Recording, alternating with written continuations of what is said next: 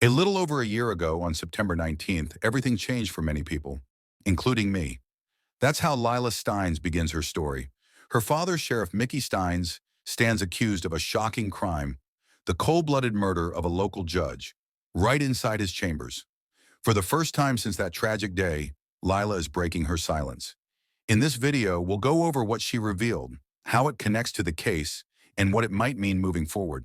I just want to see my daughter face to face, someone says in a tense moment. Is she 18? I just want to see her in person. It's been just over a year since a tragedy shook Letcher County, Kentucky. Sheriff Mickey Steins, once a respected officer and friend of Judge Kevin Mullins, now stands accused of an unthinkable act, the shooting death of that very same judge. The story left the community stunned. The two men had shared years of friendship. In fact, earlier that day, they'd even had lunch together. No one suspected anything was wrong. But by the afternoon, everything had changed. Authorities say the entire incident was caught on courthouse security cameras, though that footage has not been made public due to its graphic nature.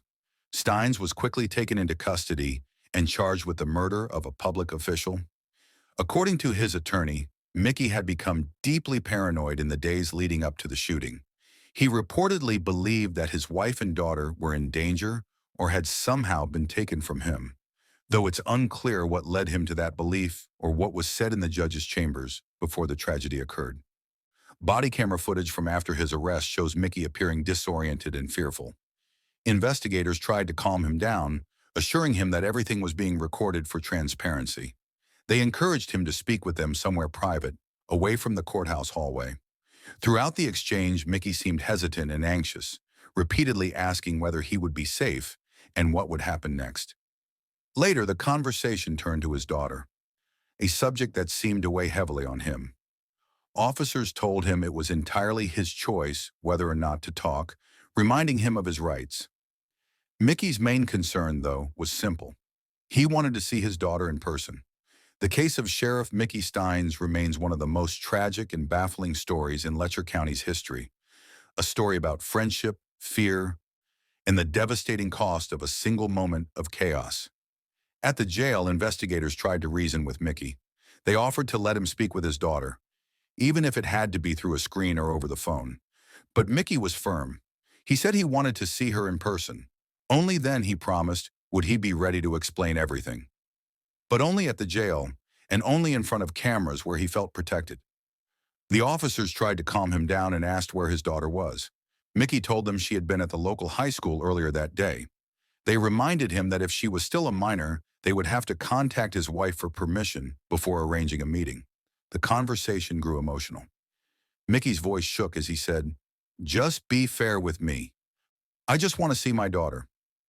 The officers tried to reason with him gently, explaining that they understood his feelings. They had families of their own. One of them even mentioned having children and grandchildren, trying to connect with him on a human level. Still, Mickey remained focused on one thing: seeing his daughter. He repeated it again and again, desperate and confused, asking if she was old enough to make her own choice. Meanwhile, officers noted how chaotic the situation around the courthouse had been. People were moving in and out of rooms, emotions were high, and details were unclear. In the middle of that confusion, Mickey kept returning to the same point. He said he couldn't explain what happened until he saw his daughter. It was a tense and heartbreaking moment. A father under arrest for the worst possible crime, clinging to the hope of seeing his child, even as the full weight of what had happened began to settle in. After the shooting, rumors began spreading online, stories suggesting that something inappropriate had been going on between Judge Mullins and Sheriff Stein's daughter, Lila. Those rumors were completely false. Investigators confirmed that nothing of that nature ever happened. The speculation had only added more pain to an already devastating situation. For a long time, Lila stayed silent. But recently, she decided to speak publicly for the first time through a video she shared on TikTok. In that video, she introduced herself calmly but firmly. "Hi everyone, my name is Lila Steins. I'm 18 years old and I'm from Letcher County, Kentucky. Most of you probably know who I am, or at least recognize my last name. On September 19th, a little over a year ago, everything changed for a lot of people, including me. I'm not going to go into details and I don't plan to talk about it, But I have one question. Don't you all have anything better to do than gossip? You're taking my pain and turning it into entertainment. You're making jokes and even money off my family's story. Since when did that become okay? If you're doing that, maybe it's time to get a real job. Do something positive and actually contribute to society. Lila's message was raw and emotional. It showed how deeply the public attention and rumors had affected her. The very next morning, she posted a follow-up video. She explained that she had only about 950 followers when she shared her first post, and she never expected it to go viral. She said her intentions were good. Her message wasn't aimed at news outlets or people reporting facts. It was directed toward those spreading false stories about her and her family. I wasn't talking about the case itself, she said. I was talking about the gossip, the lies that were made up about me and others. I understand how serious this situation is, and I would never take it lightly. Through her videos, Lila reminded everyone that behind every headline or viral clip, there are real people and real pain. In her next TikTok video, Lila continued speaking from the heart. She explained that her earlier comments weren't directed at reporters or investigators, but at the people hiding behind their screens, spreading cruel remarks online. I was simply talking about those who sit behind a keyboard all day and say terrible things about me, she said. At the end of the day, I'm human. I'm just trying to learn how to process and cope with everything that's happened. Lila also addressed those who told her to move on. For you, it happened a year ago, she said. But for me, it's something I wake up to every morning and see on my phone. It's the last thing I see before bed. I'm not even searching for it. It just finds me. So no, it's not gone. It hasn't died down, and it won't for a while. Her honesty struck a chord with many viewers. Meanwhile, new details about the case continued to emerge. Authorities confirmed there was no inappropriate relationship between Judge Mullins and Lila. However, there had been an unrelated lawsuit involving the Letcher County Sheriff's Department. A woman named Sabrina Atkins had filed a suit alleging misconduct by a deputy who was later convicted of a crime. Sheriff Steins had recently been questioned in connection with that civil case, just days before the judge's death.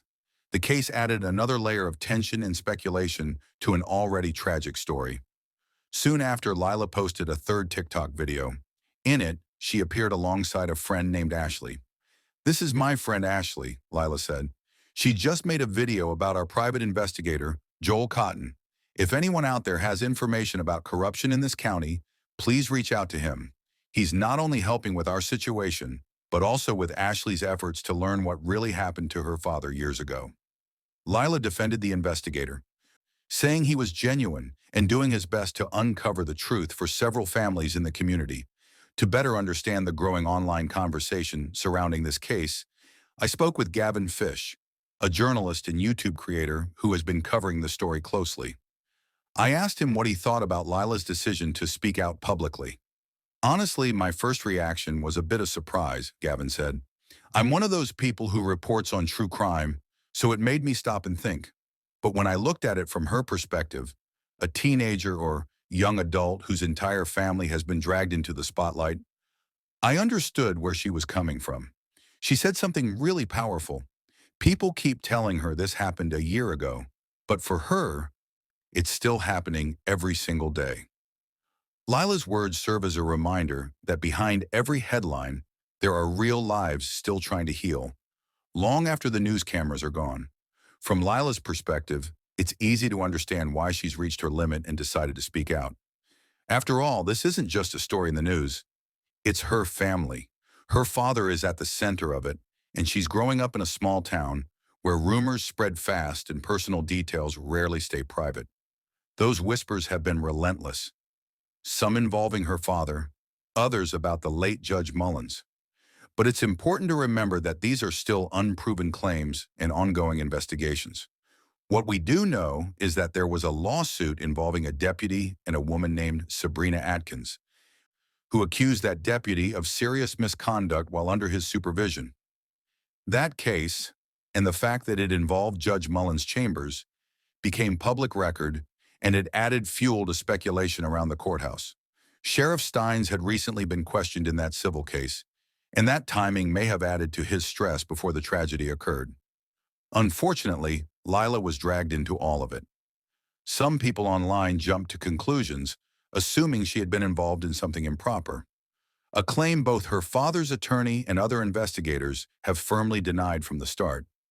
They've made it clear there was no relationship of that kind between Lila and Judge Mullins. As one local journalist explained, part of the confusion likely came from the judge's reputation. Several women in the community had come forward claiming to have had personal relationships with him, one even saying it began when she was underage. Because of that background, people were quick to connect dots that didn't exist. But those close to the investigation, including attorney Jeremy Bartley, have consistently said there is no evidence of any wrongdoing between Lila and the judge. The rumor, as he put it, is vicious and unfair. According to Bartley, Sheriff Steins was deeply worried about his family in the days leading up to the shooting. He reportedly believed his wife and daughter were in danger or had been taken, though no evidence has ever supported that fear. That paranoia may have been part of what led to the tragic events inside the judge's chambers. Unfortunately, we may never know exactly what was said or what triggered the shooting that day. Investigators still hold video of the courthouse moments, footage without audio, showing what happened before and after the incident. Separate footage of Mickey Steins' interview with Kentucky State Police offers insight into his mindset at the time. Anxious, disoriented, and clearly struggling to make sense of what he had done. What remains certain is this: the ripple effects of that day continue to shape the lives of everyone involved, especially Lila Steins, who has found herself at the center of a story she never asked to be part of. When I first saw that video, I couldn't decide whether Mickey Steins was putting on an act or if he was genuinely experiencing a mental breakdown. At first, he almost seemed too composed, like maybe he was pretending. But as the footage went on, especially when officers began leading him down the stairs, something changed. His expression, his body language. You could see the fear setting in. The paranoia was real. To me, it looked like he truly believed his wife and daughter were in danger. Whether that danger was real or imagined, he seemed convinced of it. That kind of fear doesn't come from nowhere. It made me think that, in his mind, he wasn't committing a crime. He was protecting his family from a threat he believed was closing in on them. Throughout the footage, you can hear investigators gently asking him questions, trying to get him to talk. But he's tense, defensive, and clearly terrified. Even during the car ride, he won't relax. It's almost as if he's afraid of everyone in the room. According to his attorney, Jeremy Bartley, Mickey was convinced that his wife and daughter had been taken, and that belief drove everything that happened next. Now, does that justify pulling the trigger? That's a question for the jury to decide. Bartley has said from the beginning that this could fall under extreme emotional disturbance, possibly even manslaughter, depending on what the evidence shows. But one thing is clear: this case is anything but simple. Letcher County, Kentucky, has been dealing with deep-rooted issues for years. Both Mickey Steins and Judge Mullins were known locally for their involvement in efforts to fight the opioid crisis. Many people respected their work helping addicts rebuild their lives. But behind the scenes, darker stories were starting to surface. Claims that certain people in positions of power had been exploiting vulnerable women. Several women have since spoken out, accusing Judge Mullins of abuse. Most people in the community had no idea this was happening. To them, Mickey Steins was still the good man they knew. Even after the shooting, his reputation in town remained surprisingly strong. But for others, especially those who'd spent time in jail or who had struggled with addiction, the picture looked different. Some say they'd seen or heard of corruption for years, particularly involving deputies and local officials. Attorney Ned Pillersdorf, who represented one of the women involved in a related lawsuit, once said that for every 3 victims who came forward, there were probably hundreds who didn't. Now, the state wants to move the trial out of Letcher County, arguing that the local reputation of Mickey Steins could make a fair trial impossible. But the defense wants it to stay right there, in the same county where everyone knows the people, the courthouse, and the story. No matter where it's tried, though, one thing is certain: this case has exposed cracks in a small town that's been hiding big secrets for far too long. What really stands out to me is Lila Steins herself. I'll be watching closely to see if she continues posting on TikTok. if she chooses to say more. Because honestly, she's also a victim in all of this. While I was live streaming on my YouTube channel last night, a third video from her popped up. We watched it together in real time.